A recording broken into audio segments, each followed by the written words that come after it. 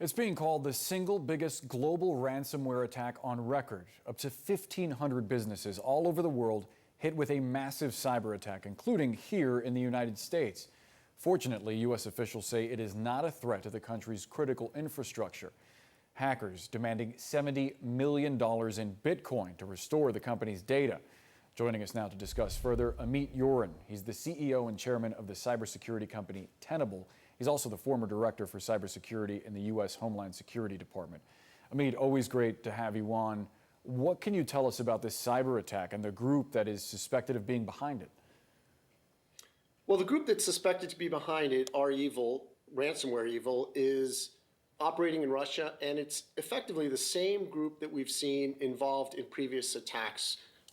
The shutting off of Colonial Pipeline, the disruption of JBS and the meatpacking and distribution operations, and other activities. So it's very concerning. A spokesperson for the National Security Council said today that the cyber attack was not a threat to critical infrastructure. Some experts that we've been speaking to say that we won't actually know the full impact of this hack for some time. Can you give us an idea of how this might impact people at home? I think this fundamentally sidesteps the issue. Whether this particular attack has impacted critical infrastructure or not is almost irrelevant. We know that this type of attack has previously disrupted critical operations, and we know that, and we can expect reasonably that in the future, these types of attacks will increasingly be able to disrupt critical infrastructure and critical operations and deny essential services to Americans. So these are the types of issues that we really need to get our arms around as a nation. Yeah, and over the weekend, President Biden said the United States would respond if intelligence determined that the Kremlin is somehow involved in the hacking. How would you like to see the White House tackle this threat? What kind of response, in your eyes, would be appropriate? We need a multi-pronged approach to these types of complex issues.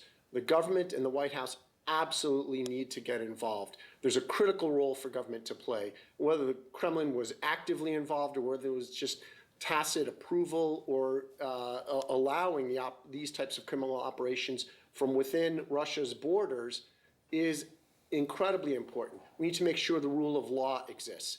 And the government should respond, perhaps with cyber means, counterattacks and disruptions and things like that, but also within non-cyber means, with sanctions, with freezing of assets, with making it very clear to Russia and to other governments around the world that disruption of critical infrastructure and disruption of U.S. businesses will not be tolerated.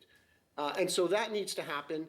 The second prong here, and what you've seen come out of the White House and the National Security Council only a few weeks ago, was a very strong statement from the government that says we cannot protect critical business interests, and that it is imperative for business leaders in the U.S. and around the world to protect themselves.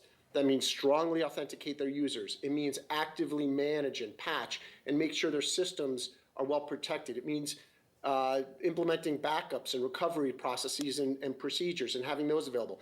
So the private sector and corporate American industry need to do a better job protecting themselves so they don't fall victim. And the government needs to do a better job to establish the precedent that this is not to be tolerated. Quickly, Amit, you mentioned the public facet of this, the private aspect.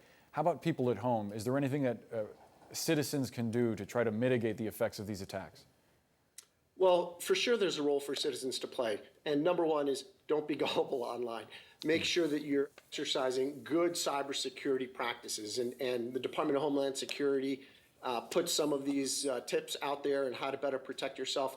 Choosing strong passwords, using multi-factor authentication for sites which support that, making sure you're keeping your computer at home patched and up to date. You're using anti-malware and antivirus types of software. So there's a lot that you can do, and of course you'll get calls and there'll be phishing and scams. Make sure that every call you get, you're very suspicious and cautious about what you're doing online.